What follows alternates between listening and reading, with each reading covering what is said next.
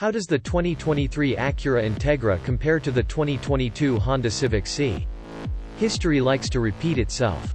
The 2023 Acura Integra, to the surprise of exactly no one who is familiar with any of its previous iterations, is a heavily massaged Honda Civic underneath, just like it always was. What made previous Integras special was how the company tweaked, tuned, and massaged those bits to provide a very different driving experience, exemplified by the superlative third-generation Integra Type R, a masterclass in exquisite tuning and calibration. What this all means for the 2023 Integra won't be clear until we get behind the wheel, but it's certainly worth examining what's shared with the 2022 Honda Civic Si, the most similar version of the current Civic crop, and what's different, to suss out what the story is likely to be. Big and tall. You probably already know that the 2022 Civic Si is only available as a sedan, while the Civic hatchback, available with a manual, by the way, makes do with a detuned version of the familiar 1.5-liter turbo i4. The interesting and unique part of the 2023 Integra is how it essentially puts Si greasy bits inside a hatchback shell.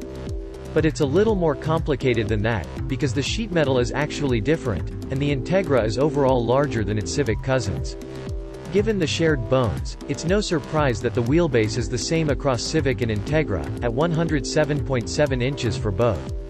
But there is a much larger difference in overall length. Despite its hatchback profile, the Integra is 6.8 inches longer than the Civic hatchback, and 1.8 inches longer than the Si sedan. The Integra is also 1.1 inches wider than both its counterparts. A roomier Integra fits with its luxury sport dual-purpose mission. That seems very much in character, but it leads us to the biggest Integra question pending. What does this all mean for weight?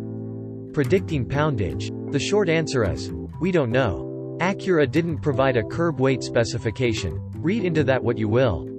For what we do know, the Civic hatchback, which is much smaller than the new Integra, weighs just over 3,100 pounds in top trim sport touring form.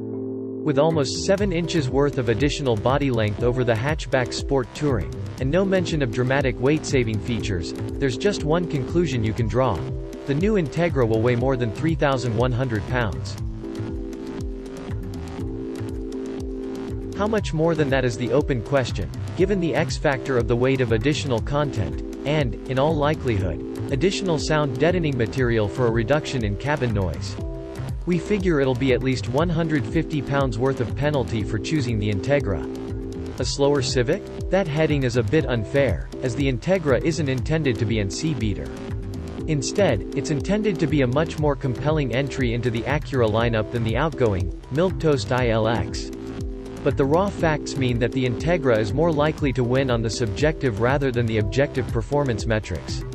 For one, it is almost certainly going to weigh more than the Si. But it adopts the SIS drivetrain essentially verbatim, making the same 200 horsepower and 192 pound-feet of torque.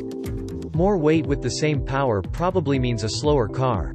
As good as the new Civic Si is, it doesn't appear so great on paper. It's slower than its predecessor, managing only a 7.1 second dash to 60 miles per hour. It takes longer to come to a stop from 60 miles per hour, and it's worse around the figure 8 course. We blame a few things: single-mode dampers, suspension settings, and overactive stability control.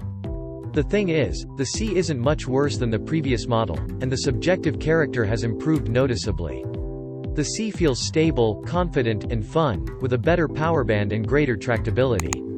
We predict that the Integra will suffer when we eventually get to test it, compared to its spunkier Si sibling.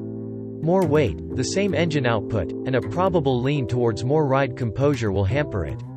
As we said earlier, the real test will be whether the Integra can nail the intangibles, and that's not something we can glean from the specs. Inner space. We also can't, unfortunately, give you much of a sense of whether the Integra's bigger body creates more room inside for passengers and gear. Honda hasn't released those figures yet, either, so we'll leave this section sparse for now.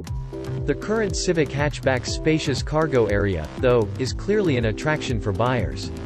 With something like 46 cubic feet of space with the rear seats folded flat, it adds a layer of utility to the already appealing package.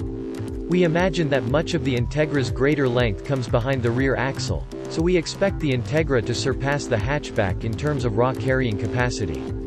For those hatchback nuts out there, this is catnip. Shifting gears a little, let's go back to the mechanical package for a second. While we said, and you've surely gathered, that the mechanicals are straight Civic, the Integra is all about offering combinations not available at a Honda showroom. For one, it's the only way to get the C engine in a hatchback body. And it's also the only way to get a CVT with that same engine. The C being, of course, manual transmission only. That'll certainly appeal to buyers just looking for a powerful, utilitarian sport luxury tourer. A Honda spokesperson told Motor Trend that manual transmissions only make up about 5% of regular Civic sales, not accounting for the special manual-only Type R and C figures. At such a modest take rate, maybe Acura made a smart move. The CVT-equipped Integra is also, thankfully, not detuned. The same 200 horsepower and 192 pound-feet of torque are available, but the limited slip differential is not.